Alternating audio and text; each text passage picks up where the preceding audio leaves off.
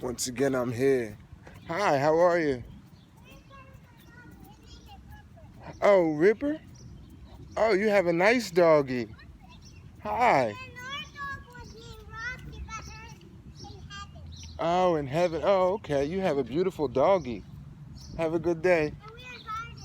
I love your garden. Go gang, man. Trey love the kids, man. I love the children. Yeah, these two little girls out here playing with their dog. But this 2019, I just got nervous, like really, really nervous. This is not the old days. This is not the 50s, 60s, or even 70s. Whereas, as much as I love kids and kids love me back, it's hard to go up and want to carry a conversation in this day and age, man. Just with all the ridiculous stuff going on, what people are doing to children. Normally you want to pat them on the head, give them $1 or something, walk away, talk to them for a little bit. But these days, nah, bro. I had to keep it pushing. Particularly because I didn't see their parents in the yard or anything either. That's the last thing I need. And y'all have seen several videos where cops just ride by. The last thing I need, man, see me talking to two young girls out there playing with their dog. But man, let's get off into it.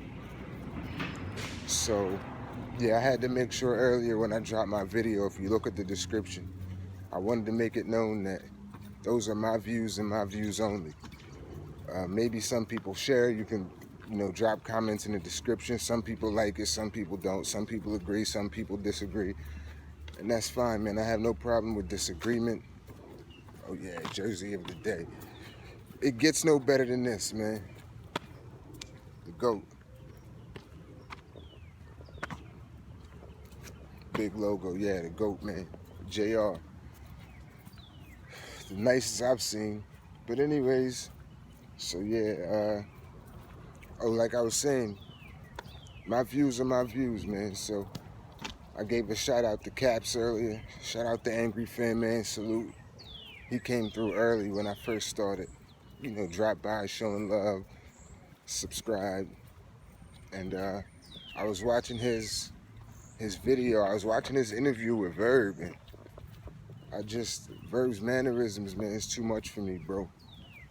And I had to, and this has been like in my head for years, honestly. When I first saw him, and just the way he moves and the way he speaks, I was really looking around the battle rap community like, yo, am I the only one that sees this, B? Am I really the only one that sees it? He's like a fruit cocktail to me, yo. No disrespect, Verb, with the mannerisms. I mean, it just is what it is, I guess. But whatever. So yeah, I just wanted to make it known because I definitely, I referenced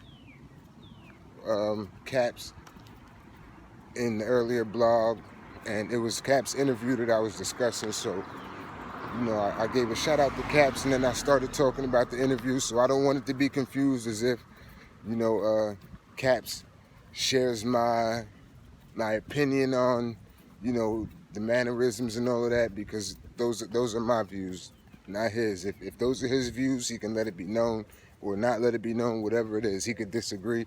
I don't know. And a lot of these brothers, the big time battle rap bloggers that have been in this for a minute, those guys have connections with these dudes. They can get them on the line. They go to events and see these brothers and just all of that type of stuff. So I'm not trying to get in the middle of any type of relationship these brothers have or anything that they're doing. That's not my style.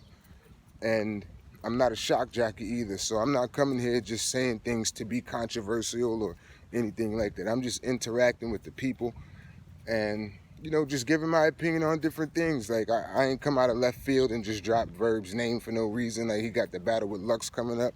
I am glad to see that they're starting to actually promote this battle. You know what I mean? Lux versus Verb, because it's a big time battle. It's years in the making. So, do I think Verb has a chance? This is boxing, man. It's just like boxing. So, any night, he can, a brother get caught with the wrong shot and it's over. So yeah, man, Verb has the ability, but this is how I feel about it. It all depends on what Lux shows up. If Lux shows up and is the top Lux is and it's the top Verb, it's going to be a classic battle, but it's going to be a classic casket. That's just how I view it, because Verb on his A game is nothing. I mean, Lux on his A game is nothing Verb could do with him. Just my personal feelings. Just Lux's flow, his style, his lyricism, his bars, the angles. Lux, he just has the total package, and he does it on a very, very high level. And Verb definitely raps on a high level as well. But there are things that I take into account. Bars are first and foremost, of course. First of all, yeah, that's bars are the priority. That bars are primary. Content, that's primary. I'm not into all the backflips and doing the butterfly and tootsie roll during the performance. And also, what's really big with me as well is reality. That's why that's why somebody like Conceited, I just got to be able to believe you. I got to be able to believe you. Now, I don't believe that there are many of these brothers doing what they are rapping about doing to the level they're rapping about doing. I don't believe these brothers get done these battles or get done writing for a battle and in the mirror rehearsing it and then go out on their spare time and just catch bodies. I don't believe that at all. And you don't win points. You don't win points for that for me. Like bragging about taking another brother's life like it's a cool thing and doing it because it's the cool thing. You don't get points for that for me. So, I value reality as well, reality in the raps. And I like a message. And Verb, why I keep saying Verb? Lux is going to come with a message. Same thing with Verb. Verb is going to come with angles. I do hope, though, that the angles he chooses to use in the battle are better than the ones he's been using to promote the battle. I broke down some of the things he was saying in the interview earlier, and it doesn't make sense to me. It really doesn't. When he's breaking down Lux's career and just kind of minimizing and downplaying everything he did, there was a particular phrase that just made me shake my head when he was like, "Oh, well, on camera," talking about, "Oh no, it wasn't on camera." Fam, this on camera is just within this last decade and a half.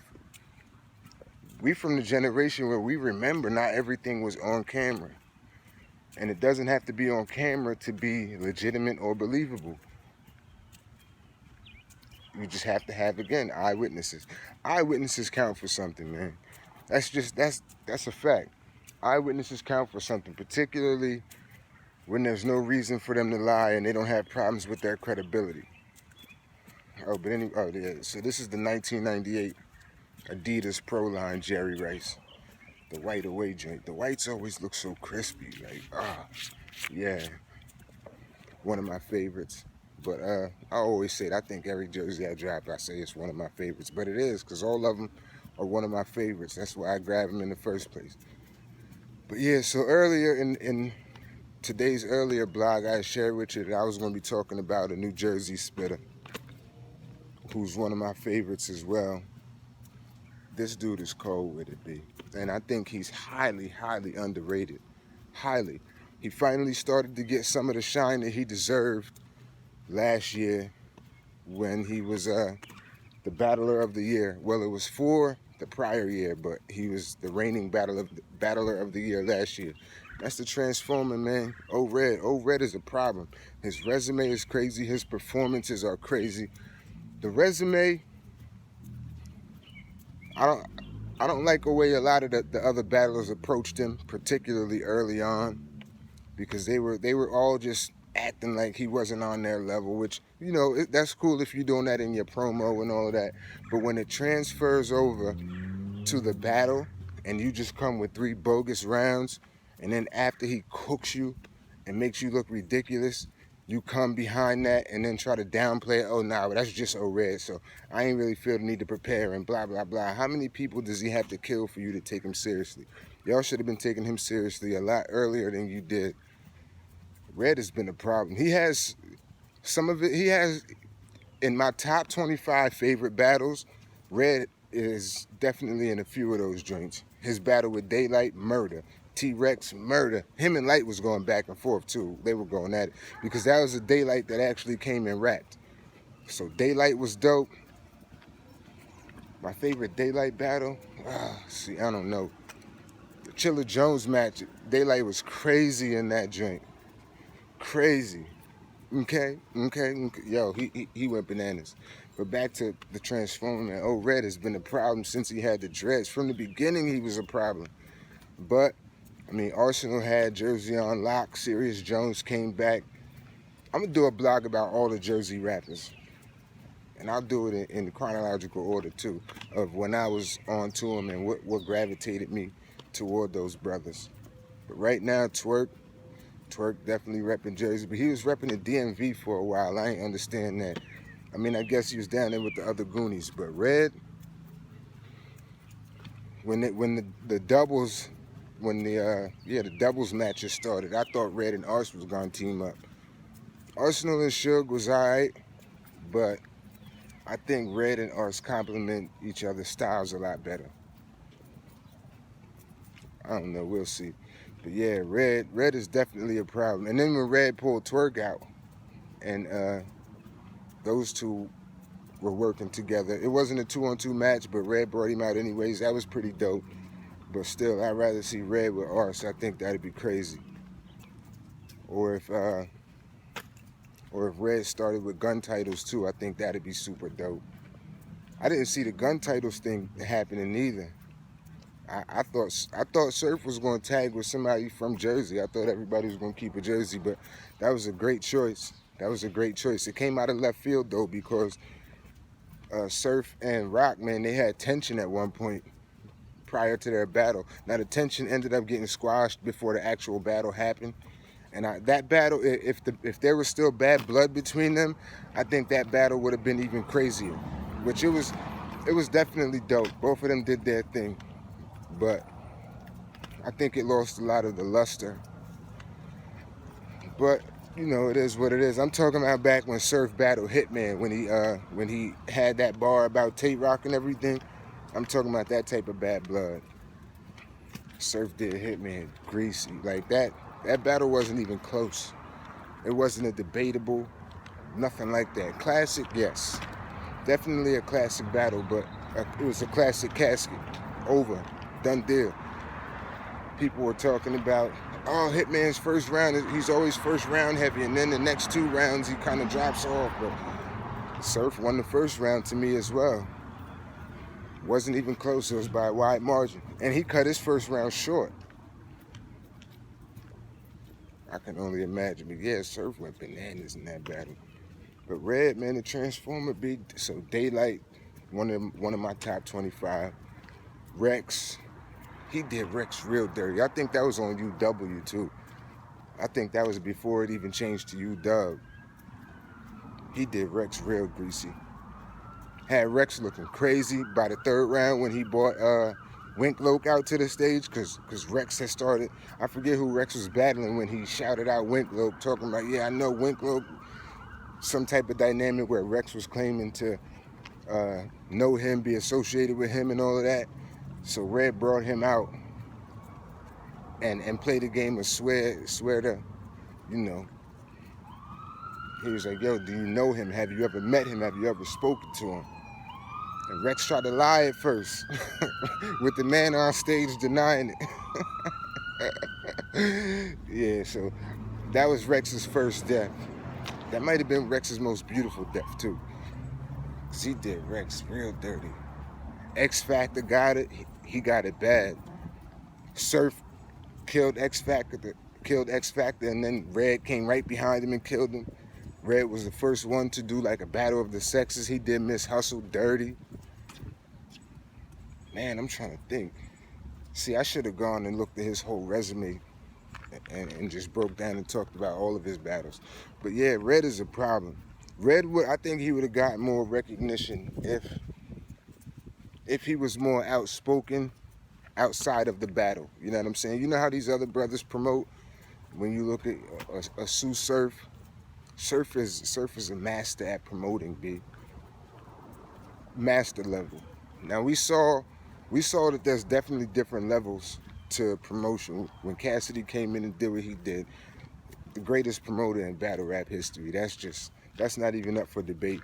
But Sue Surf was that before Cassidy stepped on the scene. Surf was meticulous with choosing his opponents. Then he knew the perfect ingredients to make these brothers hate him, and that creates interesting matches. And not only was he making his opponents hate him, he had the ability to get under the skin of fans as well. Just as many people hate Surf as the ones who love him. He's very polarizing, same way as your Cassidy, where there's nobody that's just in the middle. You either love the dude or you hate the dude. So yeah, Red, man. And I was just keeping up with the promo for this Verb versus Lux battle. I was listening to Verb in the face-off, and he was talking about how he ran through Jersey. Verb versus Ars was debatable. And both of them did incredible. Both of them did fantastic. So there are people who I've seen the entire wave of judgment. There are people who say, "Oh, Verb 3-0'd him. These were three of Verb's best rounds." And I've seen people say, "Yo, Ars 3-0, Verb 2-1, Ars 2-1." I've seen both. It's like it's the definition of a debatable battle. It goes based on preference and all of that. But I noticed, I was just watching that battle like this past weekend, right? And just scrolling through the comments. And again, that's where I saw everybody scoring it. So a lot of people give it to Verb, a lot of people give it to Ars. 3-0, 2-1, debatable. It's all over the place. But I noticed something, a recurring theme in the comment section. So I want y'all all to go check this out. And this validates exactly what I was saying in the video I just dropped about Verb, who this whole period was being avoided. Verb did not want to talk about it. He wanted to move the conversation along to talk about when Lux didn't do as great as you know, he thinks Lux should have, or when he didn't have the greatest performance and left Earth or whatever. He wanted to talk about Lux negatively, and he wanted to talk about the highlights of his career and not the lowlights, instead of addressing everything. But yeah, so I was trying to tell y'all, there was the period. People are acting like they forget now since the Mook battle, because after the Mook battle, that's when this whole, oh, Verb is the GOAT. Then they made the Lux battle happen, and just getting Lux right after Mook, it's the whole Verb is the GOAT conversation. And I'm just saying, look, man, like, we got to break it all the way down if we're going to do that. Verb calling himself the battle rap god, and I just disagree. I disagree wholeheartedly. I cannot erase that 2-year period where the dude was rubbish. Straight up rubbish, man. Dumpster can juice. Almost 2 years. Just getting scraped every battle. And even when he wasn't losing, he would win, but it would be ugly. He would be bad, and the other dude would just be worse. He was winning by default. It wasn't on no God status type stuff. But yeah, so go rewatch the Verb versus Arsenal joint, right? Go in the comments and read. And I want y'all to read how many people were talking about, we'll never see this Verb again. Oh, it's a shame that we'll never see this Verb again. This Verb is done. He's dead. Look at how many people are saying that. And the comments are from 2 years ago. That was the dynamic, man. We cannot. How can we overlook that? How can we? How can we? In a conversation about him being on God status, which I'm not calling any man God, never. Just not doing that. With Jay-Z, I will not call that man Hove. He's not nobody's Hove, Jehovah. Nah, bro. It's only one of those. Legitimate God. The whole God MC, nope, can't get that off. I'm not calling any human being God, never. Never. They shouldn't even call themselves God if they knew better. Have no control over anything almost. Brothers can't even control their own lives, and they're calling themselves God. Charlemagne the God. Nah. Nope. What's his face from Lord Jamar? Excuse me, the God. Nah, not God. One of those. But yeah, so when we're talking that level of competition and we're talking about that status, we have to look at the entire body of work. And a 2-year period of just being trash where everybody's saying rest in peace Verb. Where is Verb? He's gone. And not only is he gone, he's gone for good. People didn't even think he was coming back until the Mook battle. And then he lost the Mook battle. He lost that one. And there was an interesting question that was posed during that Angry Fan interview about this upcoming Verb versus Lux battle. The question was, if it's a debatable battle, do you count that as a win or as a loss? And Verb dodged that joint. He dodged that. He said, oh, well, now I'm only responsible for what I do. I can't control what he does. That was not the question that was asked. The question was, if this is a debatable battle, do you count that as a victory or do you count that as a loss? And we all know the answer. We know it. It counts as a victory to him. Because Lux is supposed to scrape him. That's the expectation. Lux is supposed to win and win convincingly. So anything less than that, even if it's a win, it's not a win, if you get what I'm saying. Same deal, Cassidy versus Good. Same exact type of situation. Anything less than a 3-0, and that's the bed that Cassidy made because he said he's going to 3-0. So anything less than a 3-0, and this brothers can walk around with his chest puffed up. And it counts as a blemish on the record, which is all people wanted in the first place. That's all people wanted. But, so yeah, if this battle is debatable, that works in Verb's favor. And it's really, if you see, that's what I mean. When you let brothers talk, B, the truth comes out. When you let them talk, they can't help it. That's just how life works anyways. Verb's problem with Lux is not with Lux himself, or at least not completely with Lux himself, or even primarily. Verb's problem with Lux is the way Lux is perceived in the culture, in the community. He does not like that. Why is he on God status? Why do y'all look at him like that? How come you say this about him? Why do you view him in such a positive light? Why do you view him as one of the top guns? Why do you view him as God status or on Mount Rushmore? Why? It's all about the way we perceive Lux. That's what he doesn't like. You know what that's called? You know what word defines and describes exactly what that is? That's called envy. That's called envy. This man is in a particular position in the eyes of the people. People view him in a certain light. They view him a certain way. And you don't like that. It affects you. Yeah, I don't understand it. Why do people think that he's... So that's the whole deal. So in order for Verb to win,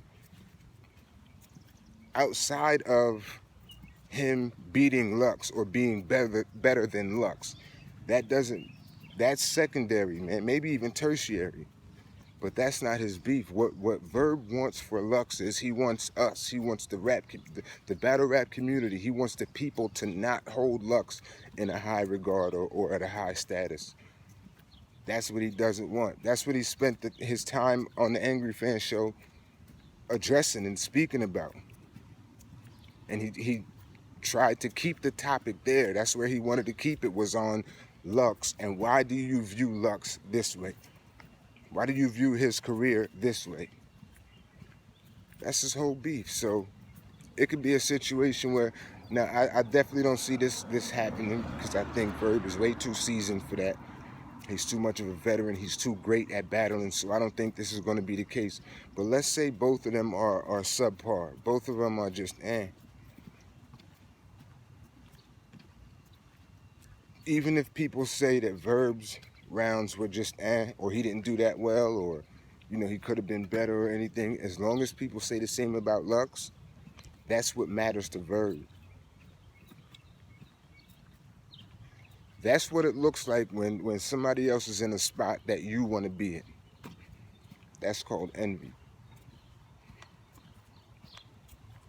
So yeah, so Verb wants the community and the culture.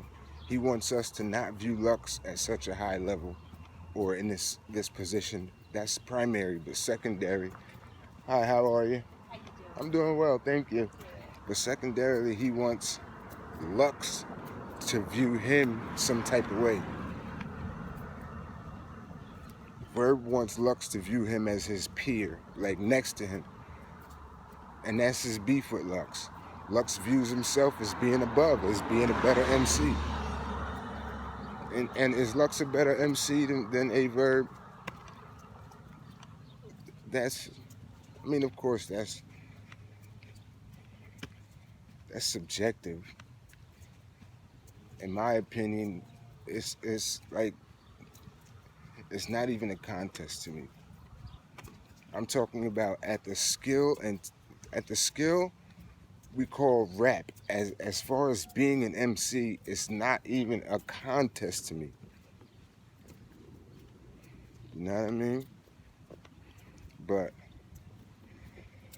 so yeah, that's what Lux was complaining about at the interview. That's what the whole interview was about, was Lux's legacy, Lux's career, and how come you guys think that he's good? How come you guys think that he's that good? How come you think he's above such and such? So as long as that changes, that's what Verb is looking for. So yeah, man, I would like to see a rematch with Verb and Red. He battled Red with the dreads, and same thing with Arse. That battle's pretty old too. But I want to see a rematch with Verb and Red because of the fact that, first of all, it was a one-rounder, and it was definitely debatable. There's none of them can walk away from that saying, yo, I cleaned him up. I mean, I know he feels that way, but what battle rapper feels like he lost? Like, no matter how, there are some where it's like clear enough for brothers to just be real. But all the other ones, they're all subjective. You know how many of these battle rappers on the roster walk around saying they never lost?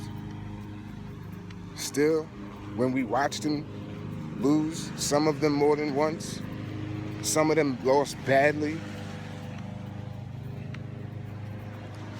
But I actually like that, man. You know, I'm an athlete. Same thing when I was playing ball. If you don't feel like you are the best, what is the point? What's the point? Why are you going out there?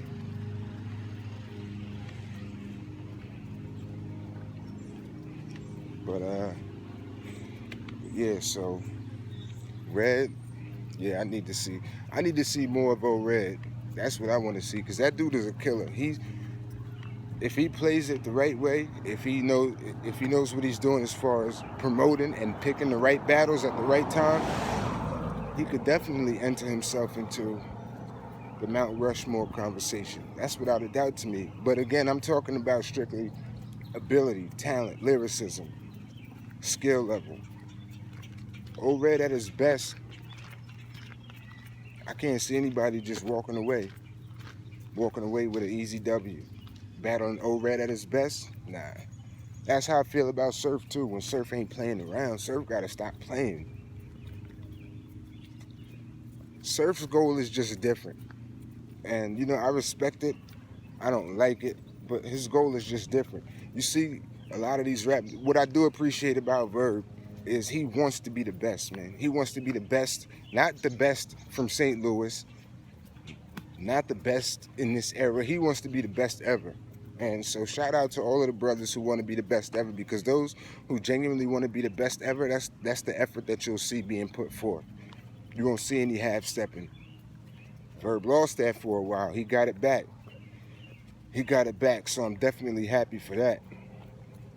I definitely hope the mannerisms, I hope he changes those. I really do. I don't even know if he knows. Well, see, that's what I'm saying. He can't not notice it. It's been brought to his attention before, on more than one occasion. As a matter of fact, man, like I shared earlier, B-Dot broke that down. That was like what one of his rounds was about. Most of it was about addressing that aspect of it. So it's not that he's just never heard it before. Or maybe he thinks brothers are just rapping or something. I don't know, but the mannerisms and it's bananas, B. You know what I don't like? I don't like in these battle raps when these brothers go all extra, talking about brothers' moms and all of that stuff. Not a big fan of that. And as big of an Arsenal fan as I am, he changed the game in a way that people have to kind of match his energy along with that. So, and URL, Beasley and them, when they started, before the battles, you know, they put the tail of the tape up there like it's a boxing match from such and such. When the URL started putting up these brothers' characteristics, like B Magic is witty, he's lyrical, heavy puncher. You know, they start putting those type of things up there. That was the first time where we saw disrespect being a legitimate category in battle rap, where you get points just for the disrespect in and of itself. So it has nothing to do with being creative with it or having a purpose with it. It was just the fact that it's disrespect. But that kind of lost its luster because it's not dangerous like it used to be. When brothers used to battle on the block, people had pistols out, and it was certain lines that weren't crossed in the real battle rap in its initial stages and the way brothers are doing it. There's certain things you weren't just going to say to a person in the battle. So there was that element of, you get popped on. Even if it wasn't by the battler himself, like they had their squads with him and all of that, it was certain lines that were not crossed.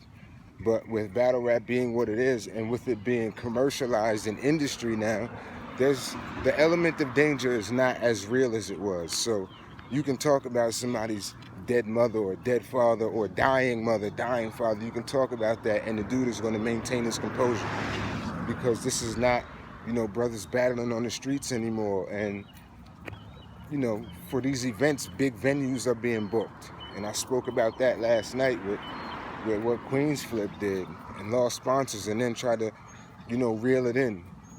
You should have thought about that, bro. Let me find out you was getting beat up by a dude who's legally blind and had to call reinforcements. That's terrible, Flip. That's terrible, bro. Then Jihad, afterward, he goes on and he puts Battle Truth in the mix of it. This was an issue that Jihad and Queenzflip had, and Jihad moved the wrong way. And he went up there by himself.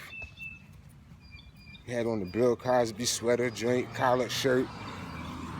He had on the rerun from What's Happening hat.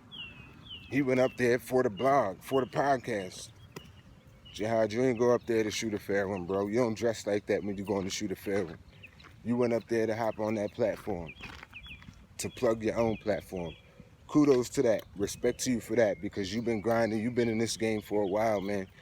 So, you know, being on the Flip the Script podcast, that's a step up for your brand. I understand that. That was an opportunity, particularly if people knew you were going. And that's what I was saying yesterday, because I, for the life of me, couldn't understand how you would go there by yourself, first of all, knowing you had static with the man. And if there was any confusion, even if you were a trusting type of brother who felt like, you know, he invited you up there so y'all could just talk or whatever. Even if you felt like that initially, when you got out the wheel and y'all ended up in a physical altercation downstairs, there's no way you go up there, because you know that's where his head was at the whole time. He was never inviting you onto his platform so that you two brothers could converse. That just wasn't the case. It was a physical altercation. But anyway, so you get into the altercation. You get the best of the dude, which you could have kind of guessed that from the way everything transpired on a little 16-second clip. You could deduce that from that, because Flip is complaining about, oh, you pulled me down, you dragged me down, and Jihad is saying, man, I'll let you up. But you could tell that Flip didn't get the best of it, because it was recorded, but the interesting part, the meat of the story, that part of it didn't go out. It was only the end of it that went out. And then brothers walk upstairs. But you speaking anyway, Jihad brings the Battle Truth in the mix, and apparently you had some type of issue with Battle Truth and he didn't even know it. So you talking on, you speaking about a beef with this man, and you telling people about it before you say it to him. That's crazy. That's crazy. Particularly when I know the dynamic between, you and Malachi. Y'all brothers have crossed words before. It was never nothing serious or nothing to the point where, it come to blows. But you had your creative differences and, differing opinions and things like that. So I understand that dynamic of it. But to really feel some type of way and have this dude out here talking about, yeah, this whooping was for you.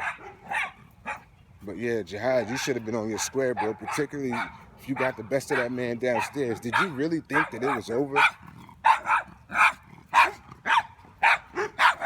Now, me, I'm cut from that cloth where, again, I will avoid any physical altercation. As long as it's possible to avoid it, I'm going to avoid it. If I'm fighting for something, you better know I'm fighting for something that's real and legitimate. No misunderstandings, no failure to communicate, nothing stupid and small. And when you really look at it, what was the fight really, really about? And look at the damage that it's caused. Because we're not children anymore, man. We're men. So we shouldn't be out here tussling in the streets unless somebody's life is in imminent danger. That's the only way I can really see it and justify that. And which is why I shared with y'all before as well. If you see me in a situation with a dude, a knockdown, drag out situation, and it has to come to blows, and there's no way except for to fight, you got to question that man's character, because I'm open to converse and deal with anything. We can speak about anything. If you don't hurt or harm me or anybody that I love physically, or you don't harm anybody that I love or whatever at all, we can talk about anything else. You did something that cost me money. Look, man, it happens. For whatever reason, even when you're in the wrong. Yeah, you cost me money. You cost me a client. You did this. You said this about me and it messed me up here. Even when it's upsetting, we can still hash it out. We can still just speak about it. You know what I mean? I'm a forgiving person. Look, man, I will not allow holding grudges with any human being to negatively affect my relationship with God. And God told me, he told all of us, forgive. You know how many people are on their way to hell for not forgiving somebody for something? You know why that's such a cardinal sin in God's eyes? Is because he forgives us for the things that we do against him. So that's what he says. If you can't forgive your neighbor, I'm not going to forgive you. So even when I'm done wrong, I can forgive a brother. I can forgive anybody. And I'm down to get to the bottom of any type of issue and solve it. And solving the issue doesn't always mean we come to terms and we agree on everything. We can just respectfully disagree and move on. Move on separately. All right, man, well wishes to you. So if you see me in a knockdown, drag-out fight with somebody, question his character, because he's stuck on something. He's stuck on forcing it to go to a place where it doesn't have to go and where I don't even want it to go. So question his character. You have to ask yourself why. But yeah, so that could have potentially caused some type of issue with Queenzflip and Battle Truth now, because now it's like, and I got to be honest, man, if I'm Malachi, if I'm Battle Truth, and I got to hear that you got beef with me through somebody else, and then there's a clip that proves it is true, come on, Flip. Why is he hearing about it before me? And not just him, because you're talking about it on a podcast. So the world is hearing about it before I'm hearing about it, and you have ways to contact me. I can't condone that, but we already know how this dude moves. He just called his cousin to come jump Jihad. Like, what else? What won't he do? His character has been revealed. And doesn't feel whack for doing it like that at all. Brothers feel totally justified in it. Like Hitman and Show Out. These brothers can jump somebody and then just feel regular right after that. And actually feel like they can brag about it, like it's something to brag about. Jumping people is not hard to do. It's not hard. You done hit this man up, had him come to your platform. And you know what I'm thinking? This is just the common sense in me. But I'm thinking that, you know, Jihad is legally blind, number one, and he's not a big dude, you know what I'm saying? Just physically imposing. So Flip invited that brother out there. He was going to beat the dude up, and it just didn't go his way. Jihad got the best of him. So they could have just rumbled, and that would have been it. But Flip couldn't handle that. Emotionally, couldn't handle somebody getting the best of him.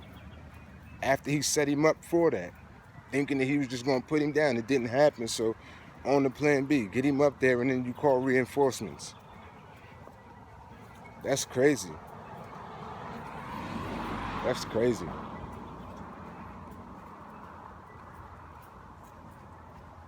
Crazy. Then lost sponsors, and now you wanna think about it. And then the question is, what was it all for? What was it all worth? As your cousin said, you the bag. You the bag, bro. You the face. Was it really worth it? Nah, man. You gotta move differently, bro. All of us. Particularly those who condone that type of stuff. Because when we condone that, people are thinking it's okay, so it's just gonna continue to happen. We gotta shut all of that down. We have to stop all of that. We shouldn't be doing all of this stuff to each other anyways. And that's a problem that I have with it, is we can't turn on our television or go to YouTube without seeing, you know, videos of black folks protesting and, you know, complaining about, and then burying our own at the hands of a police officer or something. And that's a big deal, which it is, most definitely, and we should definitely continue to fight for that. But where are we when we dropping our own people? Where is that? Where is that our lives matter when we're the ones taking the lives? We have to be consistent. We have to be consistent, man. Why would they start? We already know this country's history, man. We know how they view us. They view us as animals anyways. So why would they stop viewing us that way when we don't stop viewing ourselves that way? We get off on that type of stuff. Look at how many people have been encouraging this garbage. Been talking about get back and, oh yeah, you know, somebody gotta pay. You gotta, like, somebody gotta die. Where is that? Come on, man. We're better than that, baby. Look at how you negatively affect your money and your brand.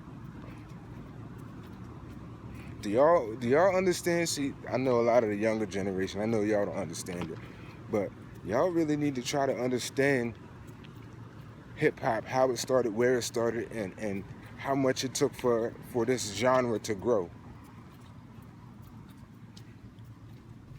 It was seen as a fad in the beginning. Nobody wanted anything that had to do with rap, hip-hop, nothing. Because we were seen as troublemakers. The verdict is in, man. It's like you put enough black people in a place, it's only a matter of time before something crazy pops off. That is the perspective of middle-class America.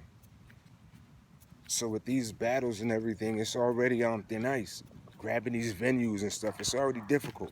Particularly because there have been so many fights and so many different things in these venues.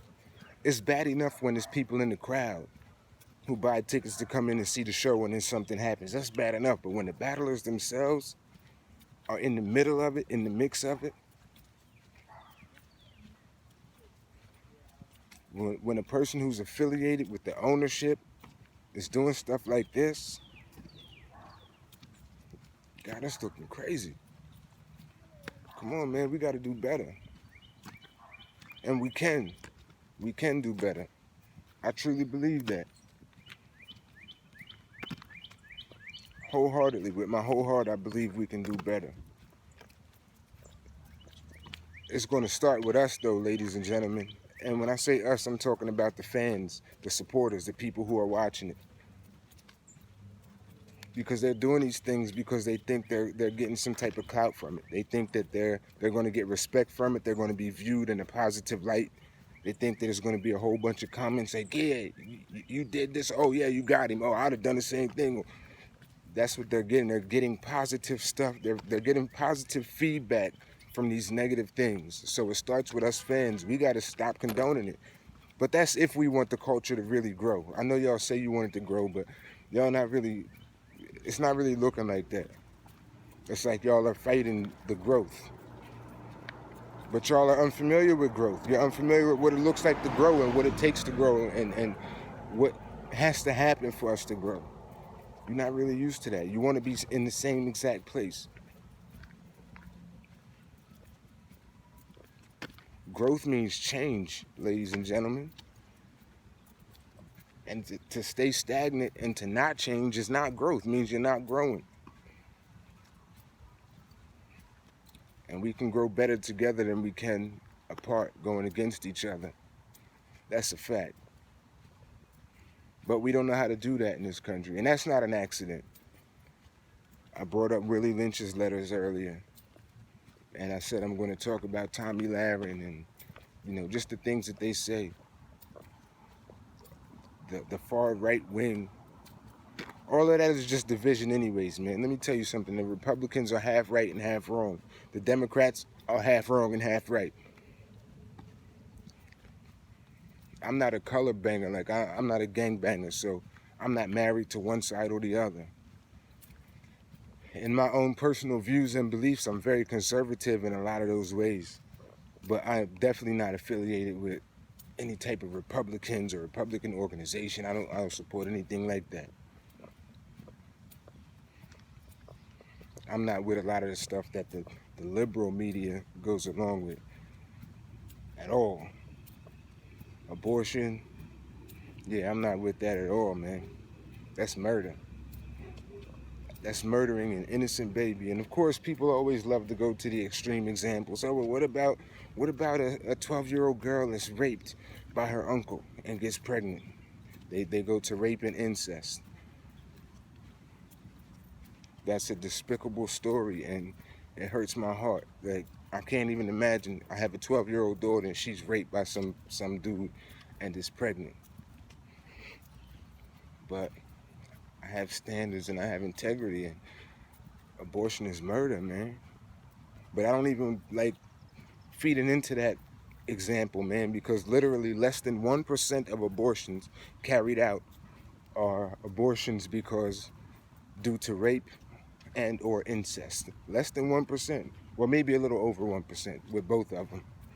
But with just incest, definitely less than 1%. And with rape, that's about 1%. So 98% of abortions that are carried out are by healthy women having healthy babies that are not products of rape or incest. 98%. 98 out of every 100 abortions are healthy mothers killing healthy babies. Literally for nothing more than convenience, man. That's what most of these abortions are about. Convenience. Oh, well, they already have kids and it's tough on me. Oh, the father walked out. Oh, we're both young. The mom and dad are young. We're not ready. We're not ready to have children. Oh, we're in school. We want to, we have jobs, and abortions for convenience. And I'm not with that at all. Particularly knowing the history of Planned Parenthood, man. Look up Margaret Sanger. Please do that. Please. If we can watch battle rap for hours and watch battle rap blogs and the media and do all of this type of stuff, we can look up productive things. Look up Margaret Sanger, man. Margaret Sanger, the lady who started Planned Parenthood. Look at her views. Look at the purpose why she started Planned Parenthood. Look at where she wanted to put them and why. Margaret Sanger wanted to exterminate, and that's what she said. Those are her words. Exterminate Black Americans. Exterminate, like we're roaches, like we're rodents. That's what we're viewed like. Margaret Sanger wanted to exterminate us, which is why she put them in the hoods.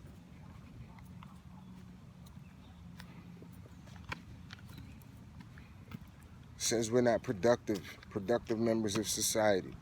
Says that we don't offer anything. So,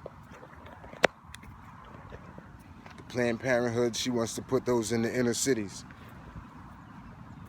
So when black women get pregnant, abortion is for them. And that's one more, or not one more, that's one less black life that we have to worry about. If y'all know anything about the Bible, when you look at the Egyptians, when you look at a lot of things in the Bible, man, there's blessings hidden inside of curses, man. When the Israelites were enslaved in Egypt, they were small in number at first. There weren't many of them. But they were enslaved for 400 years there. And through their enslavement, they grew in crazy numbers. They outnumbered the Egyptians. Their numbers grew.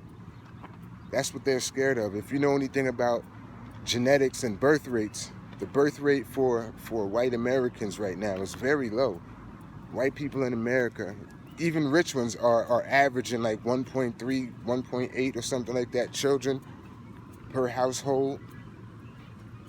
Their birth rate is low. Their mortality rate is high.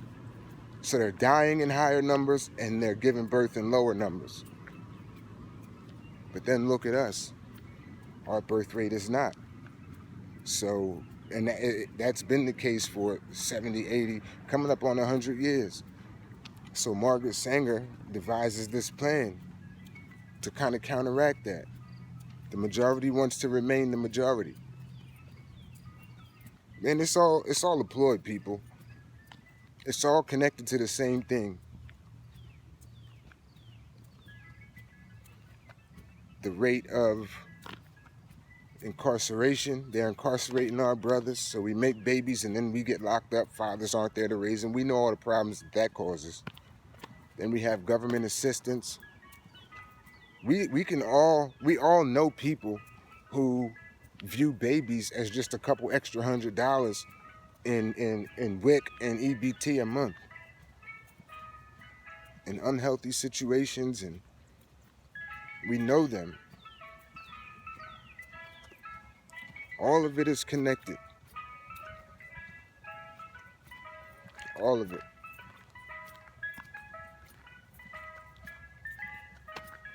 Margaret Sanger wanted to help extinguish us. And we are actually picking up signs and standing alongside of the descendants of Margaret Sanger and the people who think just like her. We're picking up signs, holding them up. We're pro-choice. Since when has pro-choice extended to choosing to murder somebody? But look who's benefiting the most from it, and look who's not. It's all connected. Make it very difficult to raise your children. Make it as difficult to raise them as possible. It's expensive. Diapers cost money. Wipes cost money. The incarceration rate is high. Then once you're in the system, it's very difficult to get a job, a good paying job. For those who are, see, and this is a misconception, not all minorities, not all black people who are on government assistance are using the government or trying to take advantage. Of course there are some, but there are some people who are really trying to do the right thing. And those are the people they make it extremely hard for. Because, you know, you accept the government assistance and you're being assisted and everything. But if once you go and get a job, once you make a certain amount of money, you no longer qualify for the benefits. But that amount of money that you'd make in a job, in a starting position like that, is not enough to care for a family, particularly if you're a single mother, a single parent. It's all a trap, man. But we'll get into that. All of this stuff is just scratching the surface, ladies and gentlemen. Whether it's sports, battle rap, whatever, this is scratching the surface of what I'm here to do. I'm here to share my opinions, but I'm here to share my standards and my character and my integrity as well, because we need it. We need it. There are going to be some things that people don't like that I say, and I understand that. And honestly, you know what I'm prepared for? I'm prepared for more people to dislike it than to like it, because that's how it's always been for those who are trying to say and do the right things. It's always pushback. The majority takes to ignorance more quickly than they do to people trying to build something, and that's what I'm trying to do. We. No big I's and little U's. None of that. No me's, it's we's. We can do it. We can change it. Integrity, value, morals. We can do that, man.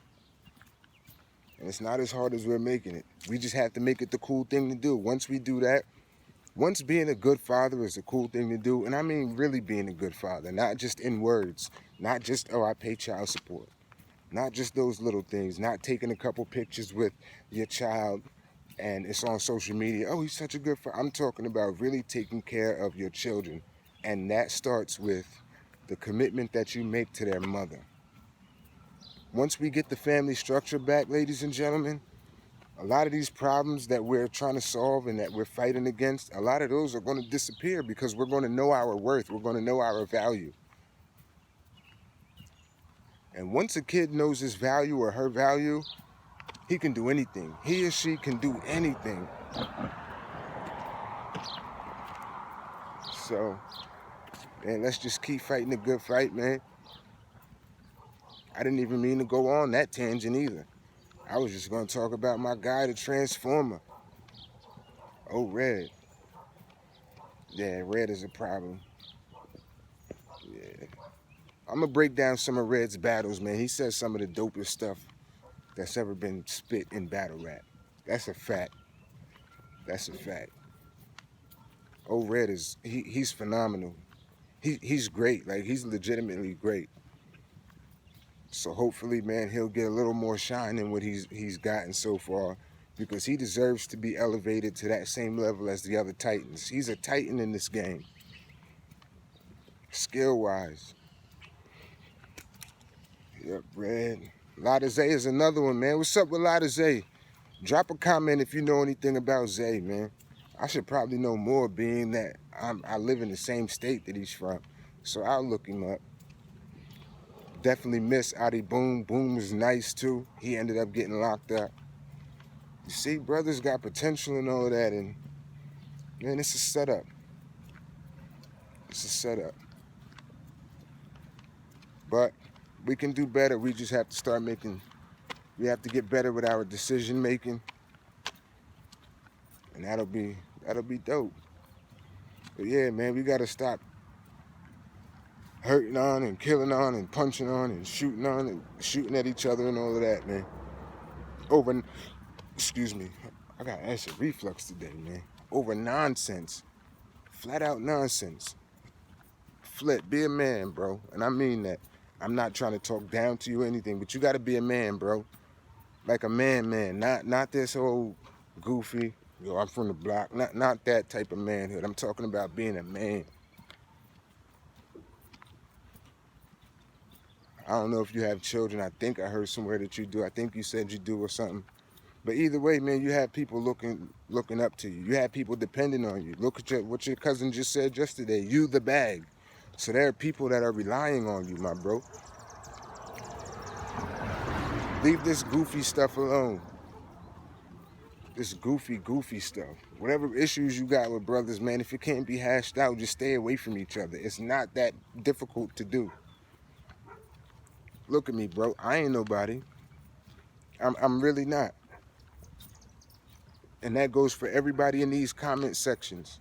You just lost sponsors behind what you did. How many in the comment sections are replacing what the sponsors were giving you?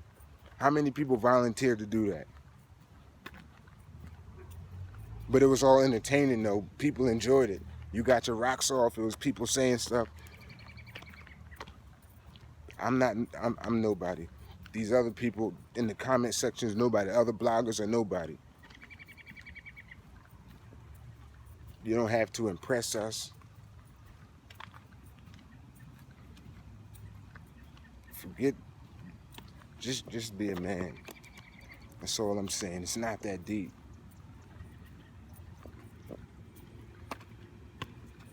and it wasn't impressive in the first place. Who can't jump somebody? Who can't set somebody up? That stuff is, it's easy, it's simple. But where does it get you at the end of the day? Here it is, you try to harm that man and harm yourself in the process. Not only have people co-signing it, but jumping headfirst into it. Whatever you and Jihad had out there, y'all had it. Y'all got it in already. Whatever the case may be. There was a time where we loved people and used things, but now we use people and love things. There was a time when two brothers could have a dispute, and if it got to the point where it had to get to the fisticuffs, brothers handled their business, and at the end of it, shook hands and walked away. The issue is solved, it's settled. Somebody walked away with an L, somebody walked away with a W, but at the end of the day, it was over. How John Witherspoon said, but you live to fight another day. So you and Jihad got busy outside, that should have been the end of it. But the brother got the best of you and you felt the way. And jeopardized your entire platform to prove something to who? The same people that you'll say is nobodies. We ain't nobody. I don't know, but man, I ain't even get to what I really wanted to get to. Yeah, man, we'll talk politics tomorrow because I'll break all of that down. I got into it a little bit with the Willie Lynch and just the mentality, the way that they set us up. But the family structure, that's number one. That has to be put back into place. We need brothers and sisters who have the same mother and same father, who are walking around with the same last name. It does something to you. Even though it's more common, it's way more common now. See, it used to be when I was younger, I'm talking about like even as a young teenager, the girls who got pregnant young, like young, there was still, I'm not going to say shame because I don't want it to be shame, man. We all make decisions and everything. But it just wasn't as openly accepted as it is now. Now it's like a no big deal, whatever. And then it became like, I'll say in the 2000s, early and mid 2000s, it became the cool thing to be a baby's mom. It became the cool thing to be a baby's father. We turn on things and we see these celebrities acting goofy and acting crazy, the real desperate basketball wives of football university in Oklahoma. We turn that type of stuff on, and these women are bragging to each other about, oh yeah, that's why I effed your man and I slept with your man and this and that. We got these R&B artists, Mr. Steal Your Girl, where it's the cool thing for a woman to have a husband or a boyfriend and you have sex with her. Same thing. I could take the same thing the chicks is doing. Oh, I could sleeping with married men, like it's honorable, like it's okay. Where did these values come from, man? And where are the people standing up saying that's goofy? Brothers making babies with all these different women across the town. Got kids that's the same age. All different women, all different mothers, all different last names. You see them every once in a while. Maybe you're going to pay child support. Mothers having several babies' fathers. Then the new dude comes in and the three kids you had before him, he doesn't treat them the same as he treats that one. That's not the way it's supposed to be, ladies and gents. It's not supposed to be that way. We all have past. We've all made bad decisions in life. That's cool. Me too. I'm included. And I'm not judging you because you sinned differently than I do or I did. That's not what I'm saying. I'm saying as of this point, we have the present and we have the future. Let's not continue to make the same mistakes that we've made.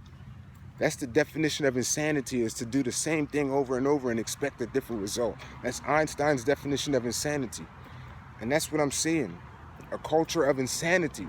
We're doing the same thing, expecting something to change, and it's not going to. So with the amount of people walking around calling ourselves woke, why everybody's just sleepwalking, it looks like. Then if you really woke, like, come on, why are we still making the same mistakes? Why is the family structure still trash? Why are we still glorifying the very things we shouldn't be glorifying? The exact things we should be shunning away from and teaching our children not to do. We're showing them that it's cool to do that. Teaching them that they should do it.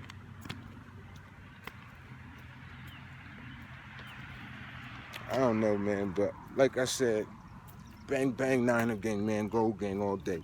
Big logo, JR the GOAT, Adidas,